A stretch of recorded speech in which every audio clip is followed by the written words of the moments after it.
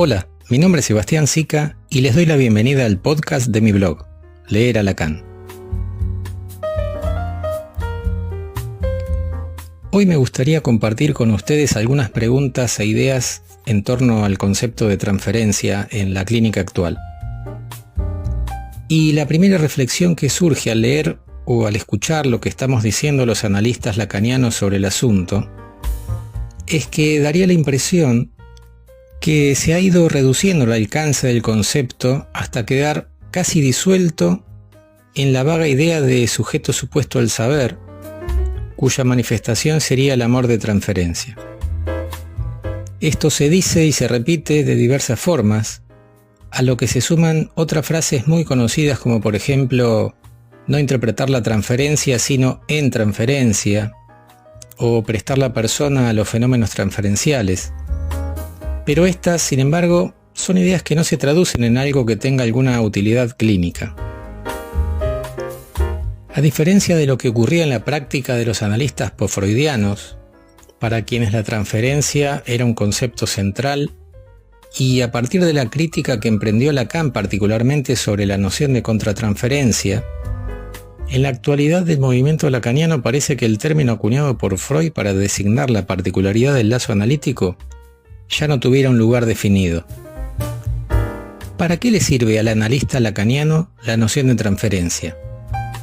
¿Es algo que le sucede a quien consulta y sobre lo que el psicoanalista no tiene ninguna injerencia? ¿Hay que esperar a que se produzca la transferencia para interpretar? Y me formulo con ustedes otra pregunta que me resulta la más importante en cuanto al lugar del concepto. En las condiciones de la clínica actual, ¿se producen los mismos fenómenos transferenciales intensos que describía Freud? A veces pienso que la dificultad que tenemos los psicoanalistas para articular nuestros conceptos teóricos con la clínica proviene no solamente del obstáculo que representa la complejidad de los textos, sino del hecho de que no estamos muy habituados a contextualizar la época en la que fueron elaborados. Y eso nos conduce por momentos a una repetición maquinal, automática, religiosa o poco reflexiva de las definiciones. Por ejemplo, y retomo la pregunta de hace un momento, en la clínica actual cotidiana, ¿sucede con frecuencia esa clase de fenómenos descritos por Freud, consistente en que cuando las asociaciones se detienen, quiere decir que el analizante está teniendo algún pensamiento sobre la persona del analista? ¿Vamos a seguir repitiendo esta idea sin confrontarla con nuestra clínica? ¿O más bien será que, si contextualizamos esta afirmación freudiana, eso se le presentaba a Freud en el marco de tratamientos que tenían una frecuencia de 6 veces a la semana? Es decir, todos los días 50 minutos de lunes a sábado. Algo similar ocurrió en la época de Lacan, en la que los tratamientos tenían una frecuencia de 2 o 3 veces a la semana, o incluso varias veces en el mismo día. No podría sorprendernos que en prácticas que se llevaban adelante con semejante frecuencia, se dieran algunos fenómenos pasionales. Pero en la época actual, corriendo el año 2022, en la que las sesiones se desarrollan por lo general una vez a la semana, o incluso de forma quincenal, ¿no hay cambios evidentes en la manifestación clínica del concepto de transferencia? En este sentido, la hipótesis que quiero compartir con ustedes es que efectivamente hay una atenuación de los fenómenos transferenciales, y que si los psicoanalistas seguimos repitiendo fórmulas como mantras religiosos, muchos de nuestros conceptos pierden todo su valor operativo. Es decir, que lo importante más allá de las definiciones dichas de memoria para exámenes finales es intentar acceder a la estructura de los conceptos, en este caso a la estructura de los fenómenos transferenciales, para así poder derivar de ello una cierta posición del analista en cada caso de la demanda. Es el conocimiento de la estructura formalizada aquello que permite operar más allá de las definiciones. Bien, entonces, en cuanto al concepto que nos ocupa, en el seminario 11 sobre los fundamentos del psicoanálisis, Lacan va a situar a la transferencia como uno de los 4 conceptos que estructuran la praxis. Y cuando se estudia ese seminario en profundidad, se va a advertir que Lacan va a desarrollar los 4 conceptos desde 2 perspectivas, en cuanto fenómeno y en cuanto estructura. Así es que del inconsciente va a decir que como fenómeno se manifiesta a nivel del acto, como acto fallido, como acto sintomático, en los tropiezos, las fallas. Es algo que se presenta como corte o como discontinuidad y como pulsación temporal retroactiva en las coordenadas del tiempo lógico. Mientras que de la estructura del inconsciente, Lacan va a decir que se trata de un saber. Son pensamientos que se articulan como una red y que podrán ser leídos en retroacción a partir de sus emergencias a nivel del acto. De la repetición, Lacan va a distinguir el fenómeno de la tiché, como encuentro fallido con lo real, la esquicia del sujeto puesta en acto en la repetición, mientras que el automatón, que ya había sido descrito en el escrito La carta robada, como automatismo de repetición, es decir, como la tendencia del orden simbólico a producir repeticiones de manera acéfala, va a quedar situado aquí del lado de la estructura de la repetición. Luego de la pulsión, va a desarrollar el trazado del circuito pulsional puesto en acto entre el sujeto y el otro, como la dimensión fenoménica de la pulsión, mientras que su estructura será el artificio gramatical, las voces activa, pasiva o reflexiva. Y en esta misma lógica es que la transferencia va a ser abordada por Lacan según 2 perspectivas. A nivel del fenómeno como la puesta en acto de la realidad sexual del inconsciente y desde el punto de vista de la estructura del concepto en términos de sujeto supuesto saber. En principio, tomadas en su literalidad, estas 2 formas de conceptualizar la transferencia parecen no tener una relación entre sí. Pero es por eso que tuvimos que recordar que para Lacan, en este seminario, el inconsciente justamente será al mismo tiempo una puesta en acto y un saber. De ahí que pueda postular la idea de sujeto supuesto saber. Hoy vamos a centrarnos en la primera formulación, la que ha sido más dejada de lado por los lectores de Lacan, la que sostiene que la transferencia es la puesta en acto de la realidad sexual del inconsciente. ¿Qué significa esto en el contexto del seminario 11? El primer planteo de Lacan, en la sesión titulada Presencia del analista, consiste en retomar para cuestionarlas las posturas que reducen el concepto de transferencia al amor, al odio o a la ambivalencia. No va a desmentir que pueda producirse algo de eso en el análisis, pero lo que le va a interesar a Lacan es destacar que detrás de cualquier manifestación de esa índole, en mayor o menor grado, lo que habrá es la presencia del objeto A. Lo que sostiene Lacan allí es que si el amor es un momento de cierre, de detención, esto es producido por el objeto A causa de deseo. Entonces, primera cuestión, lo importante no será tanto el amor o el odio o la ambivalencia o tutti quanti, sino que en todo caso, detrás de este tipo de fenómenos habrá la aparición del objeto A causa del deseo.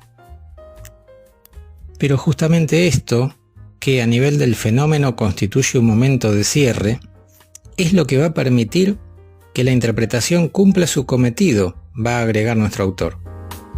Es decir, que la apertura del inconsciente se producirá paradojalmente a partir de un cierre y será posibilitada desde afuera, dice Lacan, desde el analista. Lo dice así: es quien pide por la boca del analista que se vuelvan a abrir los postigos.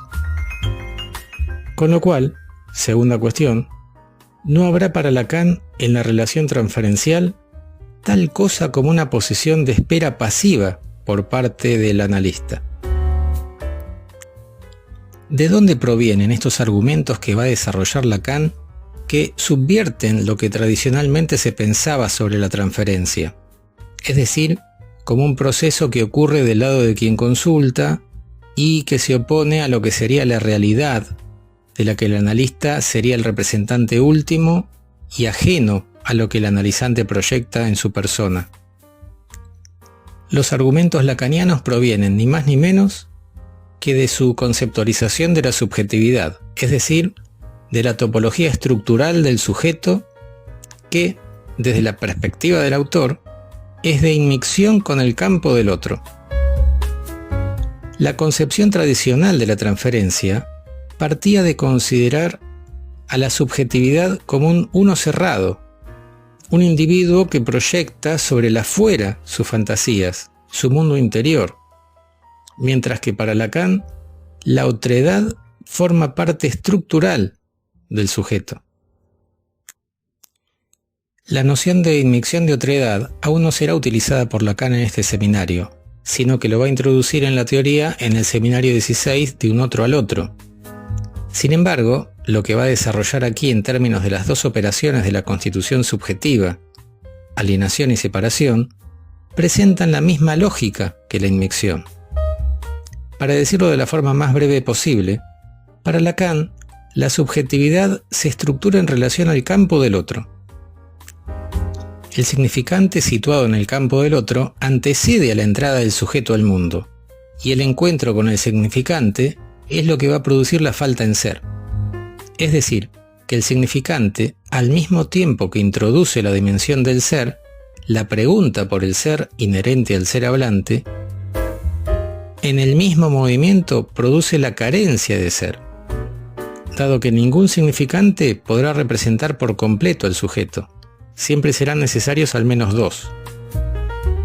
Por lo tanto, al encuentro con la estructura del lenguaje en estos términos que causan la falta en ser, Lacan la va a designar como alienación. La alienación es el efecto estructural de división, el fading, el factor letal del significante sobre el ser. Es la primera operación. Pero habrá, dice Lacan, un segundo movimiento, un movimiento de retorno, de recupero parcial de esta pura falta en ser, y será mediante el recurso que tendrá el sujeto de dirigir la pregunta sobre esa falta en ser al campo del otro. Pero el otro ya encarnado en un discurso particular. Es decir, que el otro, en ese segundo movimiento, adquiere una dimensión histórica, como un discurso concreto de quienes encarnan el lugar del otro para determinado sujeto.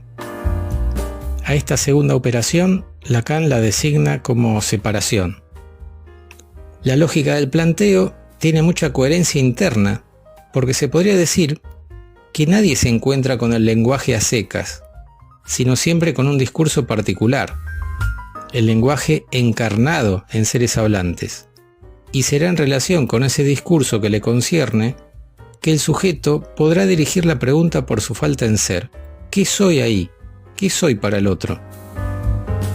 Lacan declara que el sujeto juega con su propia pérdida en términos de preguntar al otro ¿puedes perderme?, lo que abre la dimensión del deseo del otro como un elemento estructurante de la subjetividad.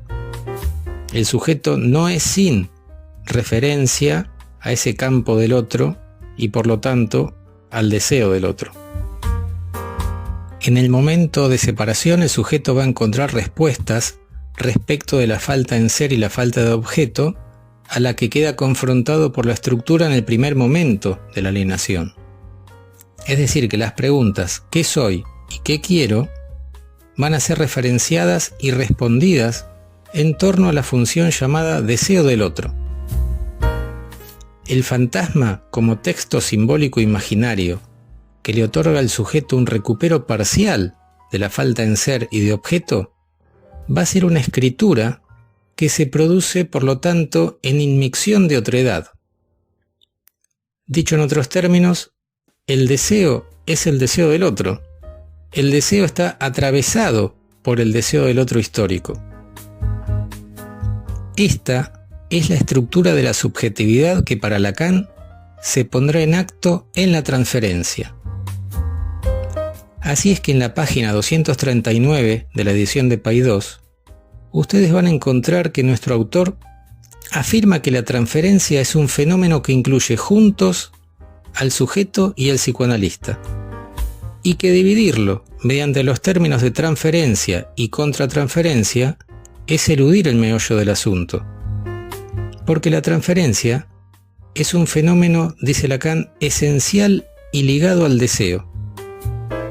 Esto quiere decir que para Lacan, más que amor u odio, en la transferencia se trata de deseo, porque tiene la estructura de un nudo entre analizante y analista. Nosotros podríamos agregar, conociendo la continuación de la enseñanza de Lacan, que la transferencia es la puesta en acto de la inmixción de otredad. De este modo el analista va a estar incluido en la transferencia, no es un fenómeno meramente proyectivo de parte de quien consulta. Pero en este punto nos convendría hacer una precisión. Cuando Lacan hace referencia entonces a que detrás del amor de transferencia como cierre del inconsciente está el objeto a causa del deseo, está afirmando que el sujeto en posición neurótica traslada el objeto A al campo del otro. Esto es algo que ya había trabajado en el seminario 10 sobre la angustia, cuando desarrolló la estrategia neurótica en términos de un uso falaz del objeto A en el fantasma. Lo que significa que en la fórmula del fantasma, cuya escritura es sujeto barrado rombo A, la posición neurótica produce una transformación. Sustituye el objeto A por la demanda del otro. Por lo tanto, la escritura pasa a ser sujeto barrado rombo D mayúsculas. Esto da cuenta de una escena en la que lo deseado es una demanda. Lacan dice, el neurótico quiere que le pidan, que le digan qué desear. En esto consiste el traslado del objeto A al campo del otro. Y esta maniobra se produce por la vía de la idealización del otro, por la función del ideal, y por lo tanto produce fenómenos que pueden aparecer en la gama del amor, es decir, no necesariamente amor, sino por ejemplo admiración. Estas son para Lacan condiciones estructurales de la posición neurótica y generan que el analizante traslade sobre el analista, explícita o implícitamente, la respuesta sobre aquello que desea o si lo que desea está bien o mal. Lo que va a sostener Lacan entonces es que de manera estructural la demanda conduce a la identificación con el analista. Esto es, que haga lo que haga el psicoanalista a quien se dirija una demanda, va a quedar situado en el lugar del ideal, como aportando respuestas o siendo garantía acerca del deseo. Este es uno de los puntos en los que adquiere importancia el hecho de contextualizar las elaboraciones teóricas, porque en este caso Lacan está dialogando con los postfreudianos, para quienes la dirección de la cura consistía en el reforzamiento yoico mediante la identificación con el psicoanalista. Es decir, ni más ni menos que lo que de manera estructural sucede en la neurosis. Y quizá hoy estas ideas pueden parecer obsoletas, pero no hay que olvidar que en ese momento eran parte fundamental del psicoanálisis oficial, en el que los tratamientos tenían como meta conducir al consultante a ciertos criterios estándar en cuanto al deseo. Se perseguía algo así como una normalización de los deseos, una adaptación a la realidad y una regulación a medida de lo que la teoría psicoanalítica consideraba esperable o incluso saludable para todos los casos. A esto es a lo que se opuso Lacan, subrayando que el análisis no apunta a que el analista sancione o permita tales o cuales deseos en el analizante desde el punto de vista del deber, cosa que puede manifestarse bajo esas preguntas tan frecuentes en análisis acerca de lo que es mejor. ¿Es mejor decidir esto o aquello? Por ejemplo, ¿estudio o trabajo? Y si el analista está guiado por algún deber ser, podría llegar a sugerir con sus intervenciones una cosa o la otra, como si fuera el representante de lo que es mejor para alguien. Esta lógica, que implica entonces una dialéctica entre el deseo del sujeto y el deseo del otro, proviene de la estructura de una subjetividad concebida en términos de inmixción de otredad, y por la cual las preguntas sobre la falta en ser y la falta de objeto van a intentar ser respondidas por el sujeto en posición neurótica por la vía del deseo del otro. De este modo, el analista, como representante del deseo del otro en la escena analítica, va a tener a cargo la función que Lacan llama deseo del analista. ¿En qué consiste para Lacan esta función? En absoluto se refiere al deseo de analizar o a la vocación de analista, que son ideas psicologizantes que han circulado en torno de esta noción. Va a ser en la última sesión del seminario 11 donde el autor va a proponer un esquema lógico para la dirección de la cura, ciertos puntos de referencia generales que van a brindar las coordenadas de la función del deseo del psicoanalista. Allí Lacan retoma la idea de que, de forma estructural, la demanda conduce a la identificación con el ideal.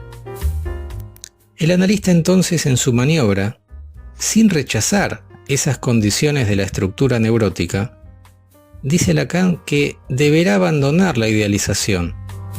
¿Y cómo se produce esto?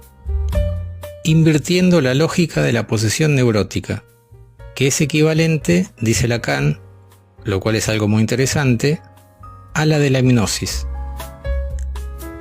Esta idea es muy interesante y muy potente desde el punto de vista clínico, porque lo que afirma Lacan es que el psicoanálisis proviene de la hipnosis, cuya estructura describe Freud en Psicología de las Masas al dibujar un esquema en el que el objeto se superpone con el lugar del ideal. Es decir, es lo que el neurótico hace con el objeto A causa del deseo, trasladarlo al lugar del otro, que queda transformado en ideal. El deseo del analista consistirá, por el contrario, dice Lacan, en encarnar al hipnotizado, lo que en esta dialéctica significa que va a situar el brillo del objeto A en el discurso del analizante. Esto de algún modo es invertir también la suposición de saber, porque será el analista el que suponga un saber al discurso del analizante.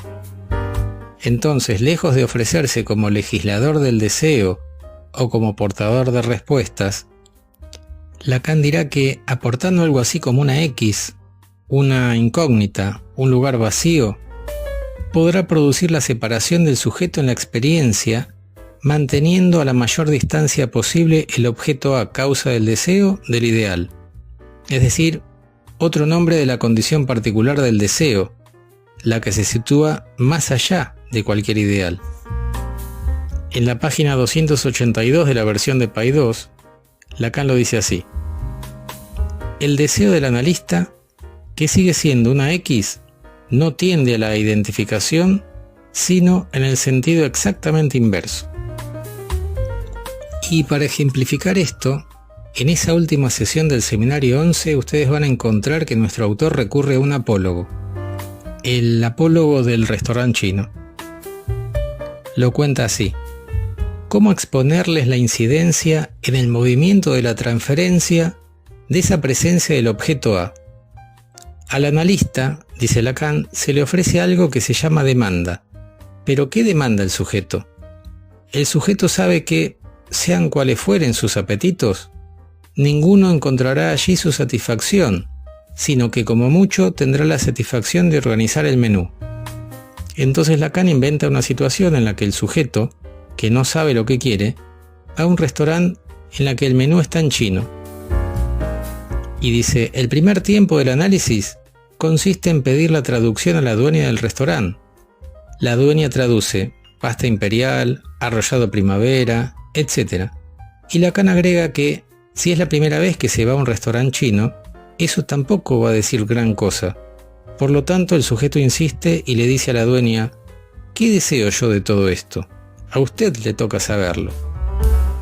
En este apólogo, lo que intenta Lacan es situar de forma simple lo que subyace a la relación transferencial, sean cuales fueren los fenómenos en los que ésta se manifiesta, amor, odio, ambivalencia, o las formas atenuadas como en la actualidad. Es decir, que en la transferencia, considerada por Lacan como un nudo, va a estar incluido el analista en la escena, porque no solo presta su persona, sino que tendrá que operar de forma activa, poniendo en juego la función deseo del analista que resulta contraria a la neutralidad. La neutralidad analítica fue exacerbada por los postfreudianos, para quienes el analista debía ser una superficie lisa, algo así como un espejo en el que el analizante refleje su fantasmática. Y por eso la práctica era estandarizada según los 50 minutos establecidos por Freud, así como la misma vestimenta, no agregar nada al material traído por el analizante, etc., para que no se filtrara nada de la persona del analista en un intento por mantenerse ajeno como en un laboratorio. Para Lacan, el corte de la sesión, según un tiempo variable y en función de los dichos del analizante, implican la puesta en acto de la función deseo del analista. Ese tipo de intervenciones lo quitan de la neutralidad del tiempo cronometrado, aunque claramente esto no signifique que señale o indique lo que debería desear el analizante. Es cierto que Lacan, cada vez que tocó el tema del deseo del analista, dejó muchas lagunas, muchas zonas oscuras, cabos sueltos, cierta incógnita. Pero ¿acaso esa forma enunciativa que deja vacante el lugar para que nosotros, sus lectores, tengamos que poner algo de nuestra parte, no resultó ser una puesta en acto de la función deseo del analista, en este caso en la transmisión? Hasta la próxima.